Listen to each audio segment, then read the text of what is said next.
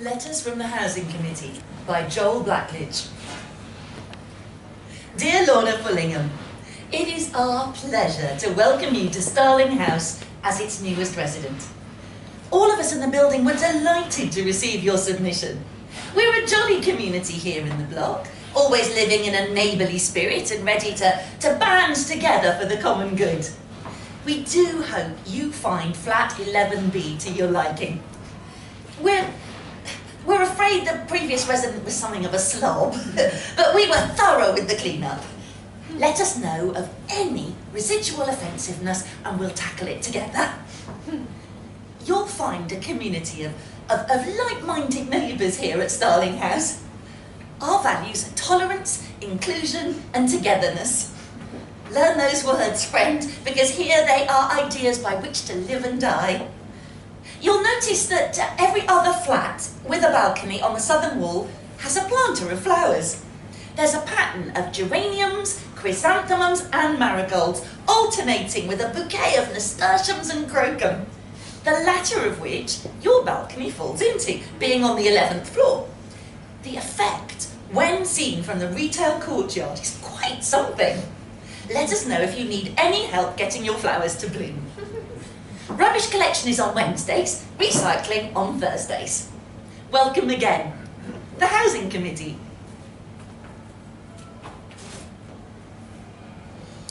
Dear Miss Fullingham, we do hope that you're settling in and getting to grips with our odd little ways here at Starling House. We noticed that your planter has not taken bloom just yet, but that is understandable, given the snap of cold weather this past month. That is one thing that is out of the committee's control, for now. But seriously, do be sure to nurture the flowers properly to maintain the effect when seen from the retail courtyard. Now, to address the small situation last week. We heard from 11C some odd noises coming from your flat. Something like laughter or goodness knows what. So that was why we decided to enter the flat to check what was happening. It's part of our community mindset here at Starling House to make sure we know where we all are and what we are all doing. All in the name of inclusion, of course. Naturally, we have and will use keys to every door in the building to ensure that this happy little regime exists through thick and thin. At the time, you may have been taken aback by us interrupting your personal entertainment, or some such thing. But take it as a demonstration of how we do not recognise barriers to the sacred alliance of neighbourhood. In the future, just a small effort to notify the building of your activities would go a very long way indeed to preventing any future upset. By the way, as the festive season approaches, you'll notice wreaths going up on the front door of every flat. This is a cherished tradition that brings a little non-denominational magic to the building. You'll find a list of recommended decoration shops enclosed.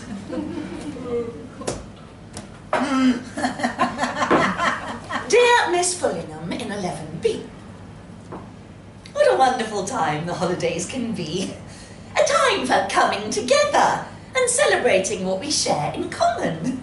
Singing carols, cooking meals, playing games. Truly, it is a season built to eradicate all differences between us. So what a shame it was for us to pass through the building and see the barren, empty door of 11B, still absent one wreath.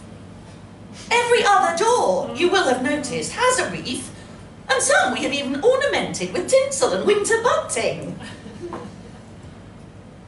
Loneliness is an epidemic in this country. A killer. We guard against it at all turns, and this means bringing each and every individual into the collective.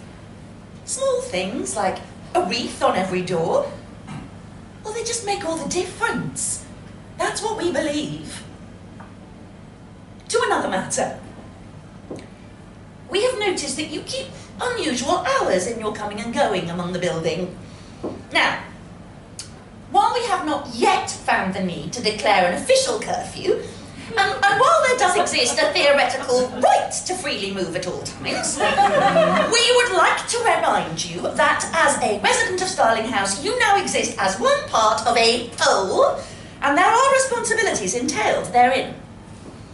We point again to our core values: tolerance, inclusion, and togetherness. If a community is to embody the spirit of tolerance, then it is necessary for its members to behave in a way that is tolerable. If it is to be inclusive, then members must include themselves. And if Starling House is to continue to live in the spirit of togetherness, it is crucial to eliminate discord. Please bear in mind this the next time you feel like staying out doing goodness knows what with goodness knows who until goodness knows when o'clock, and making a fractious din with the elevators that disturbs the rest of us. Season's greetings.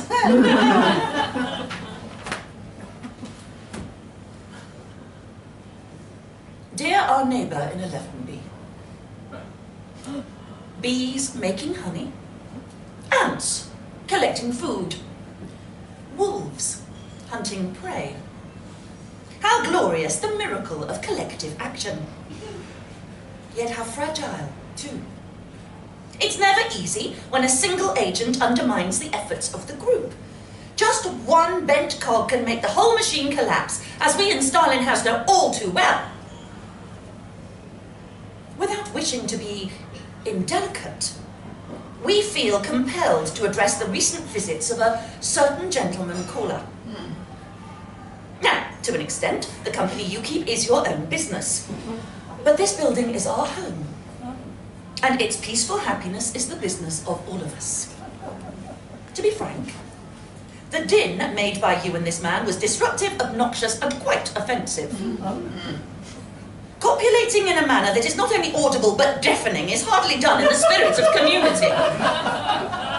We refer you again the neighbourhood values and insist upon applying a level of rigour when it comes to this particular moral turpitude. The rest of us manage our lovemaking without such a cacophony. And you would do well to do the same. We were dismayed to receive your letter complaining about stains uncovered beneath the carpet in your flat. But as you know, we take cleanliness and order very seriously here in Starling House, so such an oversight is unfortunate. Your letter made reference to the stains resembling a dark-coloured, rust-coloured stain. We would like to put to rest any concerns you have on that score. Yes, the previous tenant was quite a slob, but after he was expelled from the community, we were very thorough with the clean-up. We do hope that we'll have no such problems with you joining us. Your recycling has so far been neat enough, although perhaps a little packed with ready meals for our general taste. By the way, your work on the balcony planter has really been lackluster. We remind you that you were accepted into this community on the understanding that you would be joining us in mind and not just body.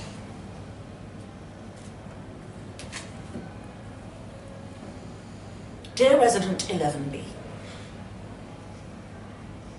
the world outside can be a difficult place sometimes. We understand that. Indeed, this is why we work so hard to cultivate such a thriving community within the walls of Starling House. This is life as we see it.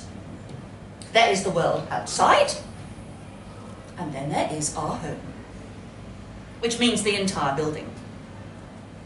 To put it simply, 11B, there is no need whatsoever to install additional locks to the front door of your flat, as we discovered you had done last week.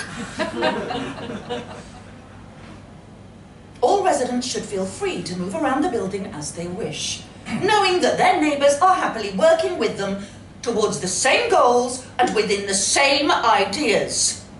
If we all locked our doors, we'd be up to, separated and segregated into our own little boxes.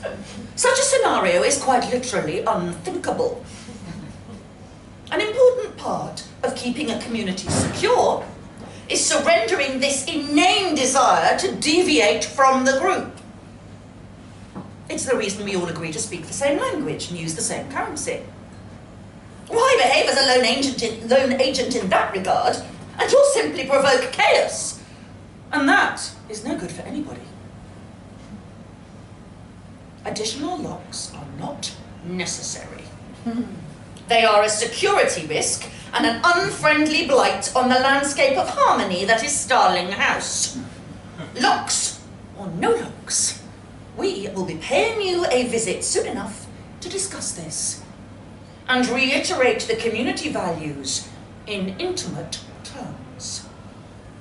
We are confident that with a little persuasion, you will appreciate our way of seeing things.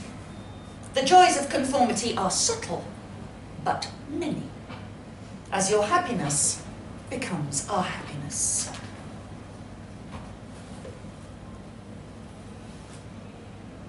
Dear 11B, we must congratulate you, or rather, congratulate ourselves, on the splendid job we've done with the flowers to the southern wall. From the retail courtyard, the effect is quite something. How lovely to witness this impeccable pattern of texture and colour, the unruly natural tendency of chance corralled into a much more agreeable uniformity. Despite the bumps on the road towards this destination, it is a pleasure to have you at last joining the group in spirit and accepting our common values towards a common good. But of course, there's no need for us to tell you that, is there? Now that we're all on the same page. We have a bright future ahead of us at Starling House, moving forward as one, without complaint and without deviation. All of us in the building are delighted to receive your submission.